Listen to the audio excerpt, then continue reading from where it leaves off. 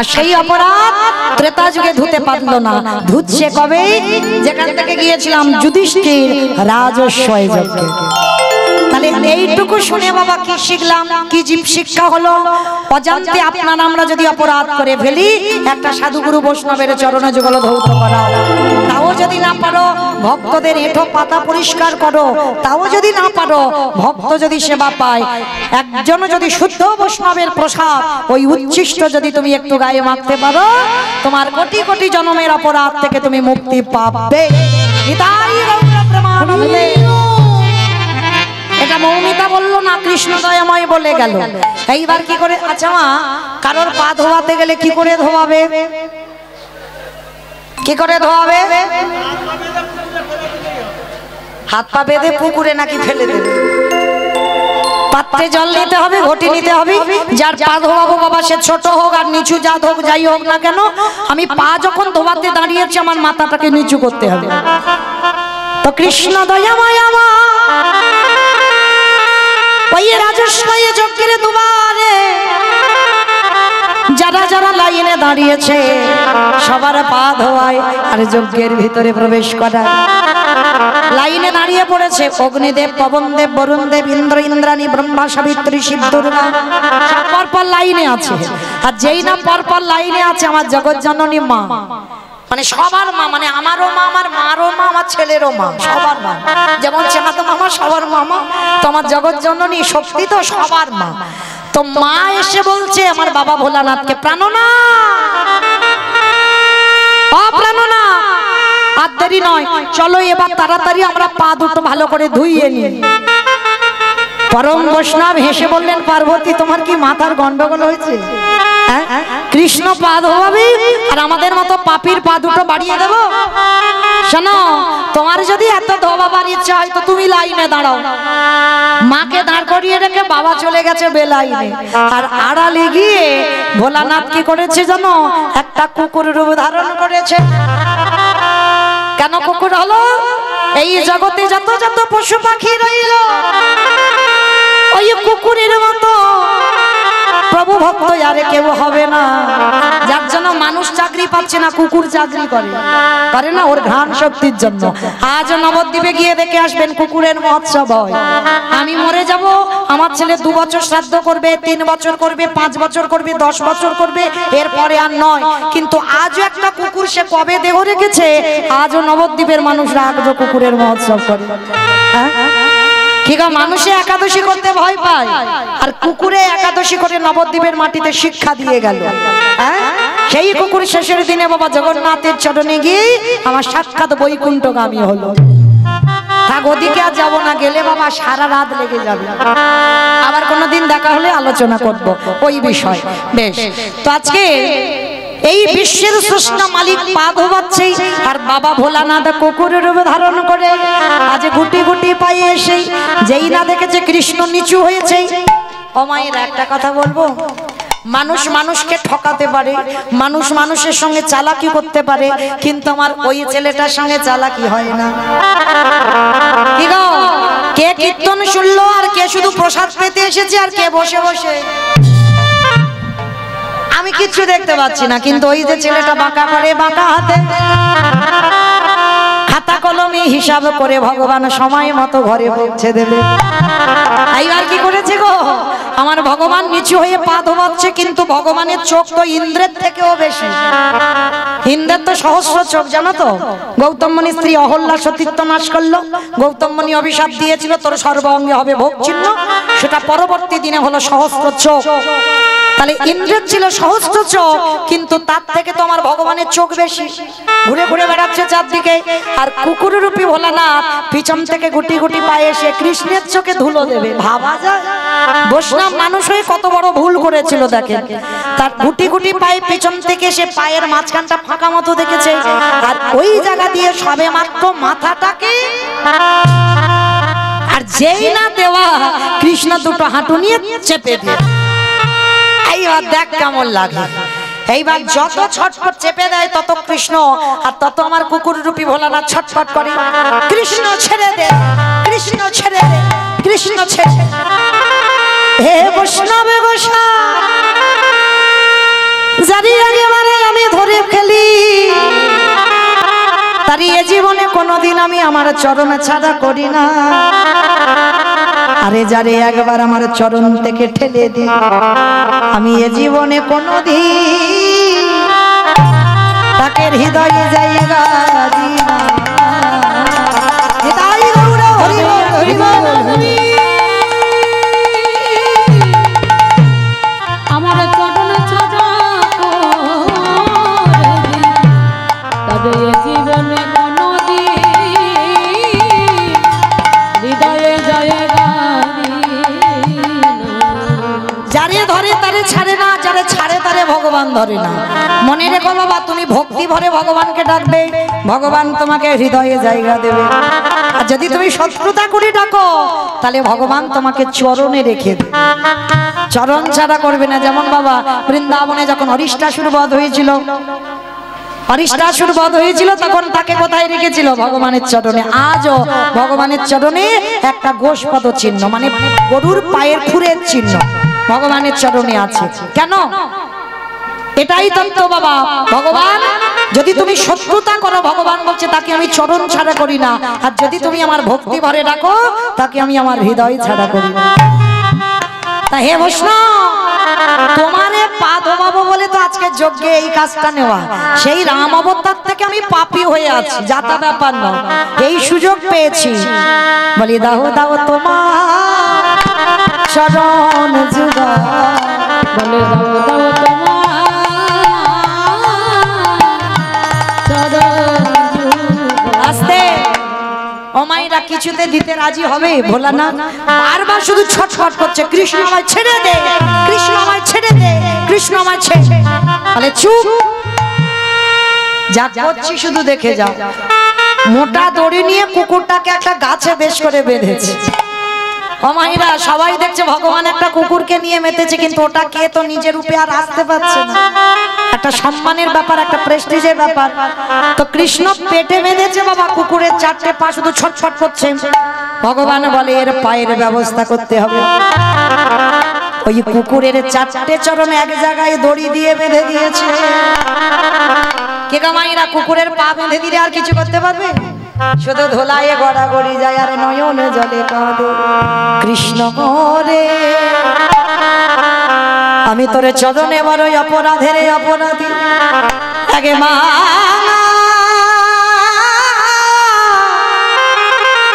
একেবারে পারিস যদি আমায় ক্ষমা করি। একটা কথা না, শুধু দেখে যাও কি করি। সবার পা ধোয়াচ্ছে ঘটিতে করে জল দিয়ে, আর বৈষ্ণব রূপী কুকুরের বেলা কি করেছে জানো? কুকুরের চারটে চরণে কৃষ্ণই আমারে বুকে ধরেছে। ভগবান বৈষ্ণবকে কোন জায়গায় রেখেছে বাবা একটু আস্বাদন করেন। আর আপনারা আমরা বাবা কত বৈষ্ণব নিন্দা করে বেড়াই, বৈষ্ণবদের পিছনে কত খুঁত ধরে বেড়াই। কিন্তু একজন ভক্তকে প্রশ্ন করে তো, এখন বাবা বাবা মা মরে গেলে 15টা দিনও নিরামিষ খেতে পাচ্ছে না। সে মাংসার ভাত তো দূরের কথা, এখন বাবা মাংসার ভাত উঠে যাচ্ছে। বাবা মা মরে গেলে যদি 3 দিন কি 1 সপ্তাহ আমার এলাকায় হয়। মানে এত কষ্ট, বৈষ্ণবদের পিছনে খুঁত খুঁজে বেড়াবে। একটা মাস নিরামিষ খেতে বলো তো দেখি, তখন হরিবোল হয়ে যাবে। ভগবান বলছে তোরা যে যাই করিস, কিন্তু বৈষ্ণব নিন্দা করে বেড়াসনি। যেটা পারবি না সেটা নিয়ে কোনোদিন আলোচনা করিস না। তার থেকে বড় পাপী আর ত্রিভুবনে কেউ হবে না। কেন? বৈষ্ণব অপরাধে করে যে বা গঙ্গা স্নানে যায়, গঙ্গা স্নানে যায়, পতিত পাবনী তারে দেখে দূরে সরে যায়, দূরে সরে যায়। বৈষ্ণবে দেখে যে বা নানমায় মন্দ,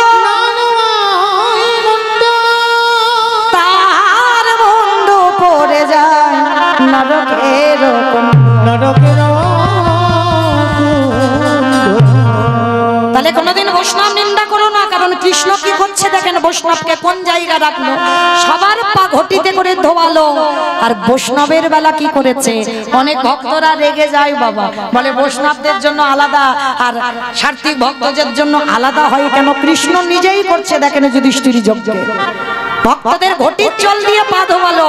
আর পরম বৈষ্ণবের বেলা কি করেছে? খালে বিলে নদী নালা পুকুর ঘাটের জল নয়, ওই পুকুরের চারটে চরণ বুকে ধরে আমারে বিশ্বের স্রষ্টা মালিক কৃষ্ণ দয়াময় আমার আজ চোখের জলে চড় চরণ ধোবাইছে তাই গৌর প্রেমানন্দে করি বল হরি বল।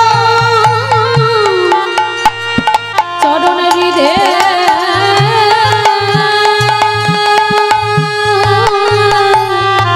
ধরে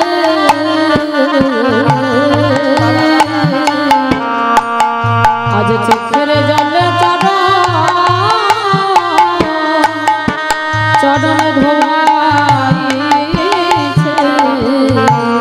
সেদিন আমার ভোলানাথ প্রতিজ্ঞা করেছিল কৃষ্ণ এই যে অপরাধ আমি করে ফেললাম তোরে চোখের জল কুকুরের চরণে পড়ল এই কুকুর প্রতিজ্ঞা করলো আগত কলিযুগে আর আমি শিব হব না। মাইরা যেখান থেকে গিয়েছিলাম আমি সেখানে ফিরে এলাম। প্রশ্নটা কি ছিল? প্রথম কীর্তনী এসে প্রথম প্রশ্ন একটাই করেছিলাম, সত্যতে শিব, ত্রেতাতে শিব, দাপরে শিব, কলিতে শিব নয়। কেন নয়? এই কেনর কথা জানতে গেলে বাবা একটু শাস্ত্রের দিকে যেতে হলো, তবে তো বোঝাতে পারবো, তাই না? একটু টাইম লেগে গেল, একটু দেরি হয়ে গেল। হরি বল।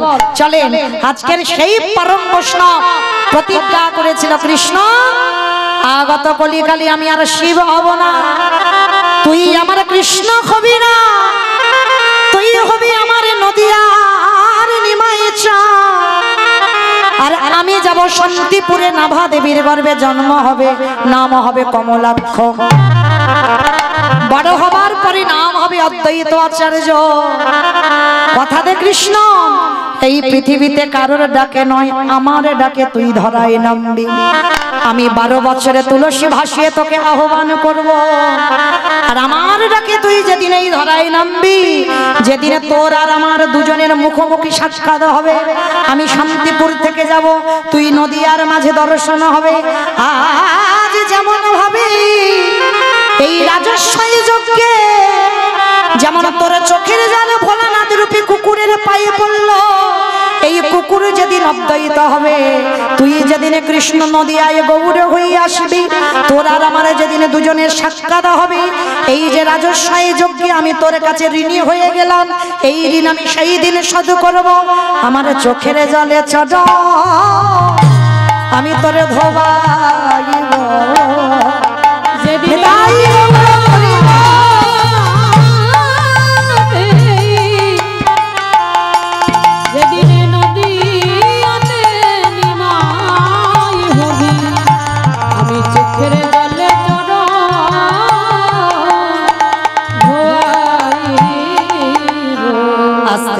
তাহলে জগৎ সংসারে সেই পরম বৈষ্ণবের ডাকে আমার কৃষ্ণকে গৌর হয়ে আসতে হলো। আর এসে কি করছে আমার মহাপ্রভু? কেহ বলি পুরবেতে রাবণ বধিলা, কেহ বলে পুরবেতে আমার উলু কই? কেহ বলি পুরবেতে রাবণ বধিলা, কেহ বলে পুরবেতে আমার গোরারি,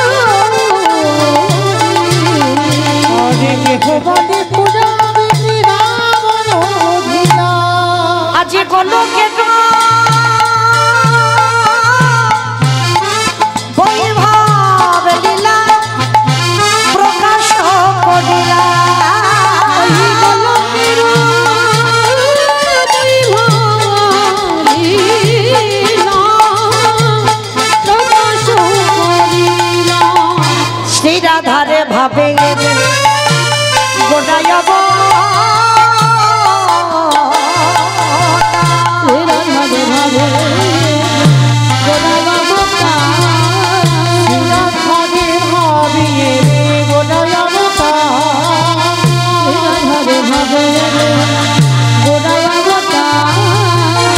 হরে কৃষ্ণ নামে গৌর করিলা প্রচার হরে কৃষ্ণ নাম গৌর করিলা প্রচার হরে কৃষ্ণ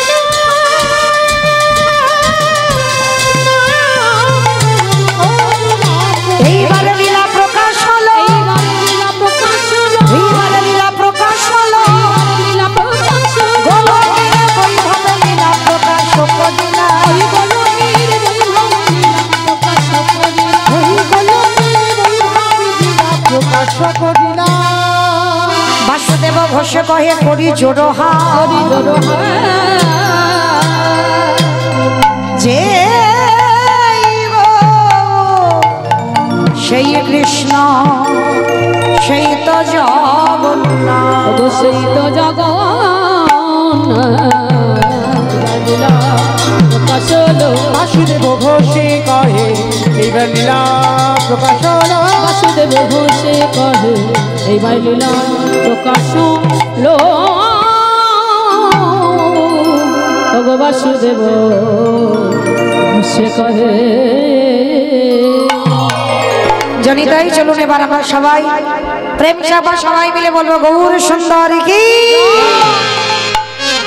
ধ্বনিটা হলো কি এটাও জয় বললাম ধ্বনিটা হলো কি এটা নাকি জয় এটা জয় নয় একটু প্রেম সে জয় দিতে হবে এত জোরে জয় দাও কত দূর শোনা যাবে এখানতে শ্রীরামপুর ব্রিজ বৃন্দাবন যাবে বাহ মানে মনে বিশ্বাস জোরটা আছে আচ্ছা দেখি বৃন্দাবনে পরে যাবে আগে নবদ্বীপটা যাক কই দেখি আগে একটু সবাই মিলে হাত দুটো তোলো তো দেখি আত্মনিবেদন সবাই প্রেম শেখে বা অর্ধেক নয় কিন্তু সম্পূর্ণ কারো যেন হাত আমা ওই জায়গাটা একটু যেন ধসে মতো যাচ্ছে তোলো তোলো দেখি সবাই একসঙ্গে প্রেম শেখ এইবার আমার ইউটিউব দাদা ভাইরা ওই দিকে গুলো তুলবে কেমন তোমরা হাতটা তুলে ওদের গুলো তুলবে আমার ওইদিকে ঘোরাও ক্যামেরা ওইদিকে ওই পারে ভাইরা কারণ এইখানে বোঝা যাবে কে হাত তুলেছে আর তোলেনি কারণ আমার ভাইরা তো দুদিন পরে ওরা মোবাইলে ছাড়বে ইউটিউবতে দেবে সবাই দেখতে পারবে হাই দেখো যারা নাকি সেবা করছে তারা নাকি হাত তুলবে কি করে তুলবে একটু সেবা বন্ধ করে আচ্ছা দেখে সবাই মিলে একবার বলেন সবাই প্রেম সে গৌর সুন্দরী কি নবদ্বীপের ধামে কি সচির নন্দন কি বিষ্ণু প্রিয়া কি নিতাই চাঁদ কি ভক্তবৃন্দ কি হরিবাসন ধাম কি সাধু গুরু বৈষ্ণব কি আপন আপন গুরুচরণ কি হরির নাম কি আজকের আনন্দ কি কমিটি ভাই সব কি নিতাই গৌর ব্রহ্মানন্দে বাহ আমার হাতটা একটু ব্যথা করলো না কিন্তু একটা ব্যায়াম হয়ে গেল তাই না চলো এবার যাই একটা ভজন গাইতে গাইতে বৃন্দাবন কি মাইনে যাবো তো ওই একটু উলুধ্বনি প্রেম সে দাও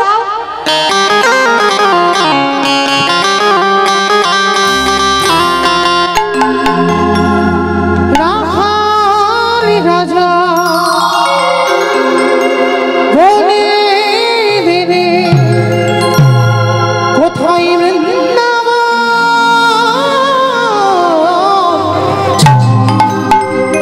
রাধা কুণ্ড শ্যামী কুণ্ড গিরি গৌরে রাখাল রাজা বলে দেরি কোথায় বৃন্দাবন শ্যামে কুণ্ড রাধা কুণ্ড গিরি গোবর্ধন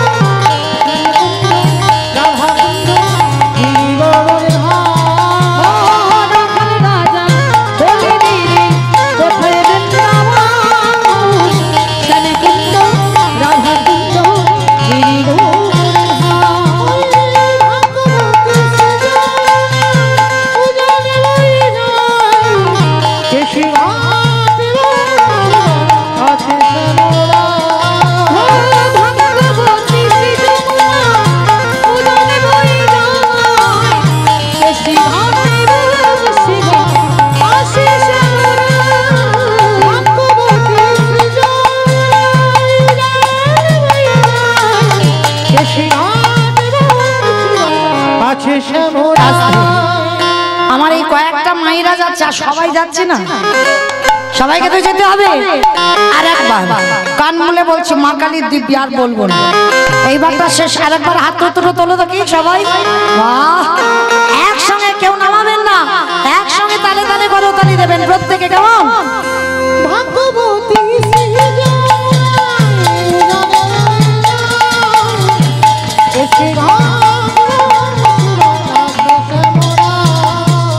ভাগ্যবতী সৃজবনা উদান বই গাওয়ায় কেশি ঘাটে বসব আশিসে বড় রাজা হরি রে কোথায় বৃন্দাবন স্বামী কুঞ্জ রাধা কুঞ্জ গিরি গোবর্ধন রাখালে রাজা বলি দিরি কোথায় বৃন্দাবন শ্যাম কুণ্ড রাধা কুণ্ড গিরি গোবর্ধন জয় জয় রাধে রাধে রাধে রাধে বৃন্দাবন মে গোবর্ধন মে। সবাই বলছো মনে মনে, জোরে জোরে বলতে হবে। সবাই বলো তো কি, জয় জয় রাধে রাধে রাধে রাধে বৃন্দাবন মে গোবর্ধন মে। রাস্তায় যারা দাঁড়িয়ে আছো এখনো তো প্রসাদ পাওনি, হাতগুলো সব কই? রাস্তায় যারা দাঁড়িয়ে আছো তোলো দেখি হাত। সবাই রাস্তায় যারা আছো চরণ ধরে নিবেদন, সবাই তোলো দেখি একসঙ্গে। যারা সাইডে আছো সবাই একসঙ্গে তালে তালে করো তালি। জয় জয় রাধে রাধে রাধে রাধে বৃন্দাবন মে গোবর্ধন মে निधोवन में ताले वन में तमाल वन में भूषागा में बरसाना में राधा कुंड में जोत से बोलो पीठ से बोलो ताले वन में तमाल वन में गोरी गोरी में प्रेम से बोलो भाव से बोलो जोर से बोलो आके बिहारी রাখালে রাজা বলি দিরি কোথায় বৃন্দাবন শ্যামে কুণ্ড রাধা কুণ্ড গিরি গোবর্ধন রাজা বলি দিরি কোথায় বৃন্দাবন শ্যামে কুণ্ড রাধা কুণ্ড গিরি গোবর্ধন ও শ্যামে কুণ্ড রাধা কুণ্ড গিরি গোবর্ধন শ্যামে কুণ্ড রাধা কুণ্ড গিরি গোবর্ধন प्रेम से बोलो राधा रानी की। আমার রাস্তার উপরে ধ্বনিটা ওঠেনি, মানে এখান থেকে রাস্তার উপরে উঠলো না। আমার তোমাদের গ্রামেতে, গ্রামটার নাম কি জানো? জানকী চক। বাহ, বেশ। তাহলে এই যে জানকী চকে সবাই দেখি, আচ্ছা শাশুড়ি বৌমাতে ঝগড়া টগড়া হয় না? হয় না? কেউ বলছে হয় না, আবার কেউ বলছে হয়। হয় মানে আমার ডায়মন্ড হারবারে বেশি হয়, এখানে ময়নার এলাকায় একটু কম হয়, কিন্তু হয়। ওই দেখি সবাই মিলে একটা শাশুড়ি বৌমাতে যে ঝগড়াটা হয় ওই রকম গলাটা বের করো, বলো রাধা রানী কি। তার মানে ঝগড়া হয়। বৃন্দাবনেশ্বরী কি, যমুনা मैया की, नंदगामों की, उषा गामों की, वर्षा नामों की, भक्त वृंदों की, हरिभाषा धाम की, साधु गुरु वैष्णव की, अपन अपन गुरु चरण की, हरि नाम की, कमिटी भाई सब की, आज के आनंद की, निताई गौर प्रेमानंदे। वाह, পৌঁছে গেলাম মধুমাস ধাম বৃন্দাবন ধাম। আর মধুমাস ধাম বৃন্দাবনে গিয়ে যারা ব্রজধাম গেছেন, ব্রজধামে ভগবানের একটা মূল মন্দির আছে, যেটা হলো বঙ্কু বিহারী লালের মন্দির। আজকে আমরা সবাই লীলাস্বাদন করব বৃন্দাবনের বঙ্কু বিহারী লাল। বঙ্কুজি ছিল, পরবর্তী দিনে বিহারী লাল যোগ হয়ে গেল। আজকে আস্বাদন করব বৃন্দাবনের বঙ্কু বিহারী লাল। তো চলেন, এই লীলাটা শুনতে গেলে আমাকে নবদ্বীপ থেকে সবার আগে যেতে হবে বর্ধমান কাটোয়া কাঞ্চননগর ঘাট। এই বর্ধমান কাটোয়া কাঞ্চননগরে এক ভক্তিমতী নারী ছিলেন। আর ওই ভক্তিমতী নারী মাধু করি করে ভগবানের সেবা দিতেন। মায়ের একটু মন দিয়ে শুনবেন, কেমন? অনেক কিছু বুঝতে পারবেন, অনেক কিছু জানতে পারবেন। ভজন সাধন কি করে করতে হয় এদের চরিত্র শুনলে বাবা বোঝা যাবে যে কি করে আমরা ভজন সাধন পথে এগিয়ে যাব। এই মায়াবতী হঠাৎ একদিন স্বামীর চরণ ধরে বলছে, স্বামী জীবনে তোমার কাছে কিচ্ছু চাইনি, একটা জিনিস চাইবো তুমি দেবে। কি গো মায়া, জানো আজ তুমি আছো আমি আছি, কিন্তু যেদিন আমরা থাকবো না দুই লোকে আমার প্রভুর সেবা দেবে কে? যেই না কথাটা বলা দ্বিজ ঘোষ বলে বললেন, চুপ করো, ছি ছি ছি ছি ছি, জগতে এত কিছু চাইবার ছিল, তুমি অন্য কিছু না চেয়ে তুমি ভগবানের কাছে সন্তান চাইছো। মনে রেখো মায়া, সন্তানের জীবনে কোনোদিন সুখ দিতে পারে না, আনন্দ দিতে পারে না, শান্তি দিতে পারে না। ওদের কাছ থেকে তুমি সারা জীবন শুধু জ্বালা শাস্তি অশান্তি পাবে, আর কিছু পাবে না। ও স্বামী, আমি তো আমার জন্য নয়, আমার গোবিন্দ সেবার জন্য চাইছি। মায়া চেও না, ডাকার মতো ডেকে যাও, তোমার ডাকা যেদিন সঠিক হবে তোমার কোল আলো করে কাউকে না কাউকে পাঠাবে। ঠিক আছে স্বামী, তুমি যখন বারণ করছো আজকের পর থেকে কোনোদিন আমি আর চাইবো না। কিন্তু ভক্তের মনের কথা ভগবান অন্তর্যামী বুঝতে পেরে গেল। হঠাৎ একদিন ভগবান দৈববাণী করে বলল, মায়াবতী তোমার ভক্তি তোমার সেবায় আমি বড় সন্তুষ্ট। শুনে রাখো মায়াবতী, তোমার কোল আলো করে আমি কাউকে পাঠাবো, তবে একটা কথা মনে রেখো, সন্তান পাবার পর যেদিন সন্তান তুমি গর্ভে পেয়ে যাবে, তোমার এই অদৃষ্টে লেখা আছে সন্তান পাবার পর তোমাকে একটাই পথ বেছে নিতে হবে। সন্তানকে বাঁচাতে গেলে চিরজন্মের মতো তোমার স্বামী মারা যাবে, আর যদি তুমি তোমার স্বামীকে বাঁচাতে চাও চিরজন্মের মতো তোমার সন্তান মারা যাবে। বলো তুমি কাকে চাও? চিৎকার করে বলে বললেন, দয়ামা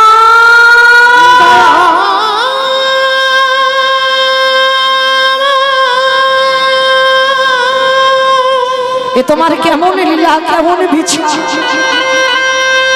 তুমি অমন করে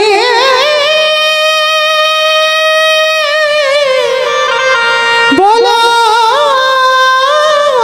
না। কি করে বলতে পারলে এত বড় কথা? আমি যে শহীদ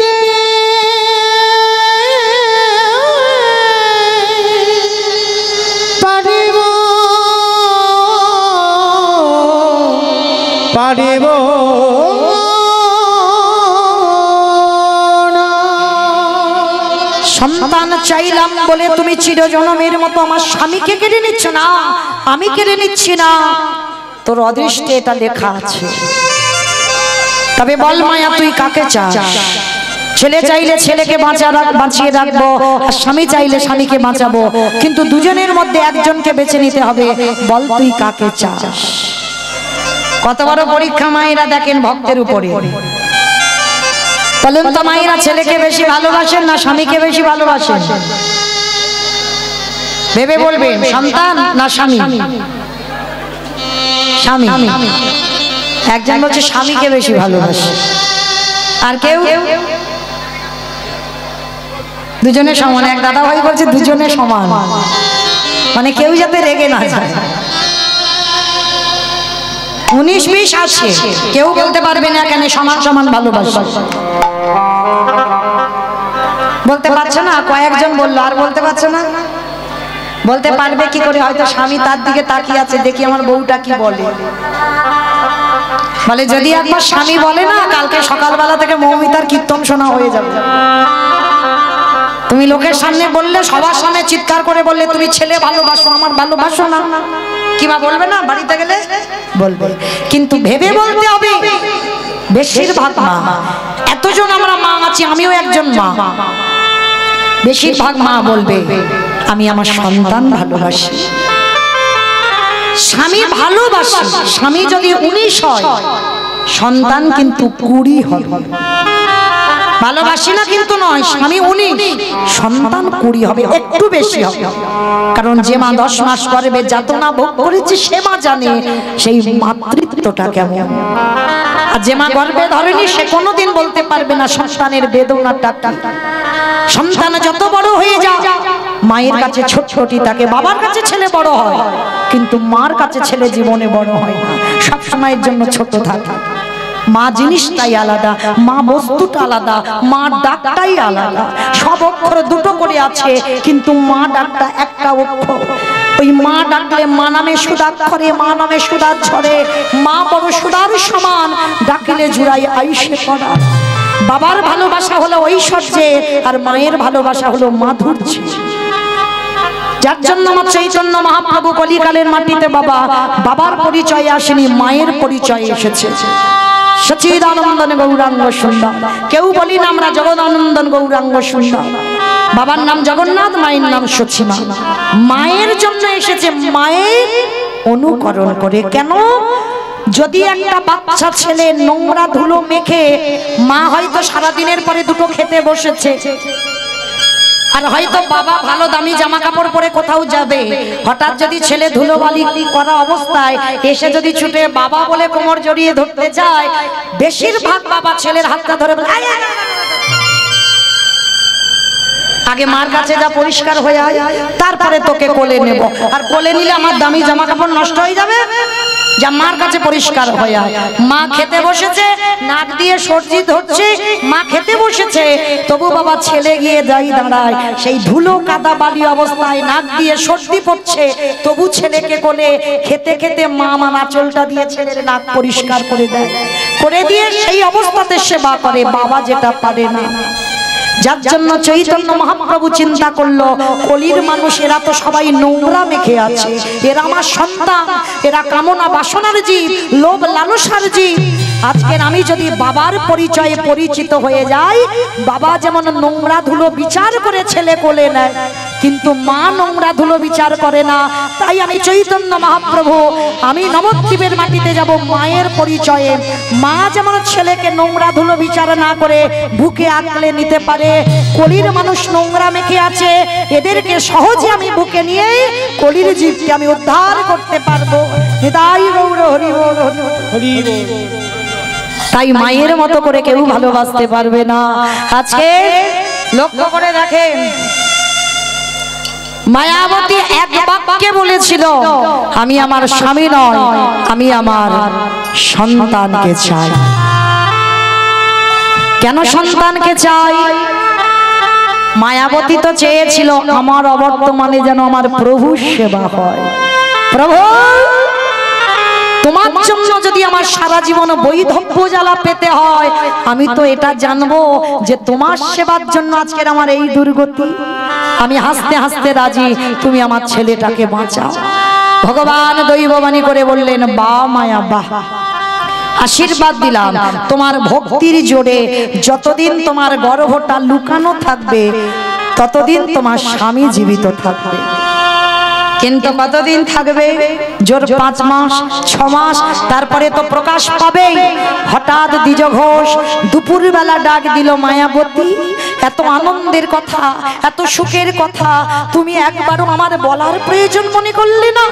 কেন তুমি আমাকে বললে না? স্বামী বলে যাচ্ছে ডুকরে ডুকরে, মায়াবতী কাঁদছে। আমি বলবো কি করে, আমি জানাবো কি করে? আমি জানাইনি একটা কারণে, তুমি যেদিন তোমার এই সন্তানের কথা জেনে যাবে সেদিনই দৈব দুর্ঘটনায় আমার অদৃষ্টে লেখা তোমার মৃত্যু হয়ে যাবে।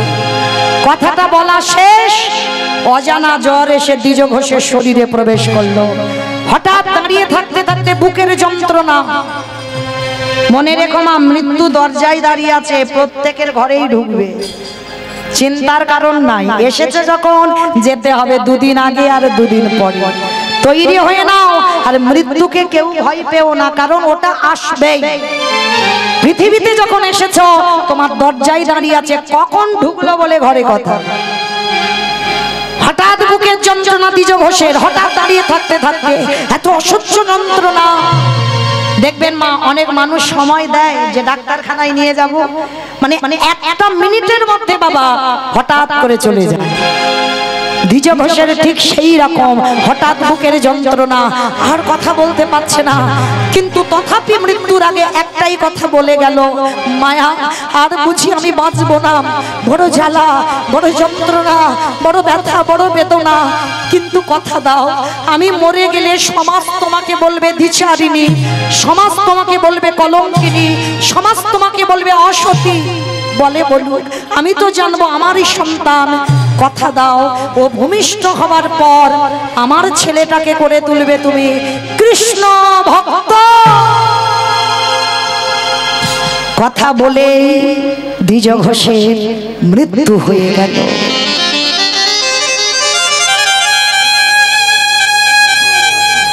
একা হয়ে গেল মায়াবতী মা।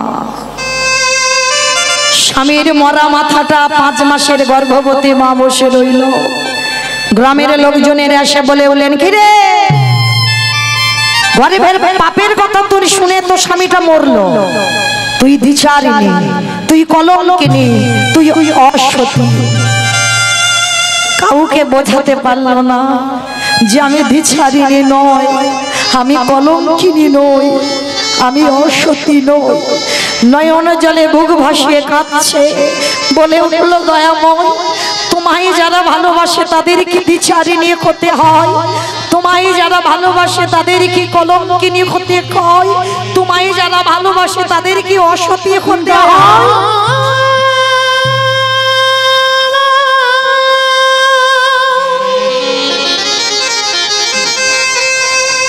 তোমায় যারা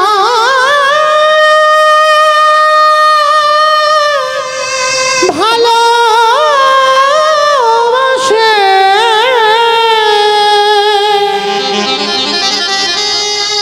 তাদের গিয়ে প্রেমী করে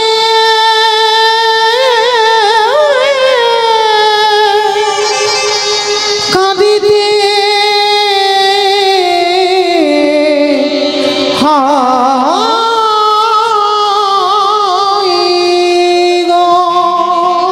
দয়াময় যারা তোমায় ভালোবাসলো তাদের এই দুর্গতি হয়। নয়ন জলে স্বামীকে নিয়ে কাঁদছে, নিঠুর নিয়তি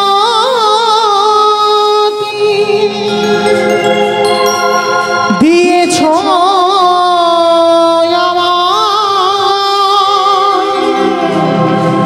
আখি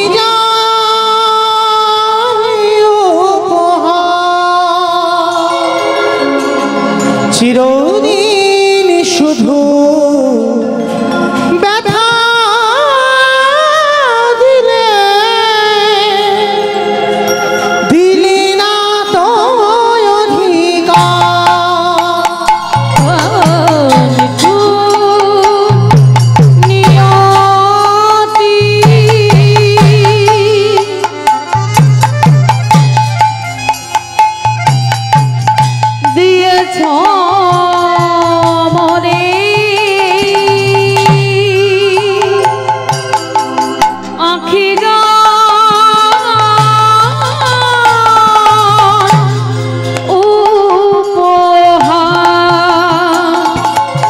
চিরদিন শুধু ব্যথা দিলে, দিলে না তো অধিকার। নিঠুরে নিয়তি দিয়েছ আমায়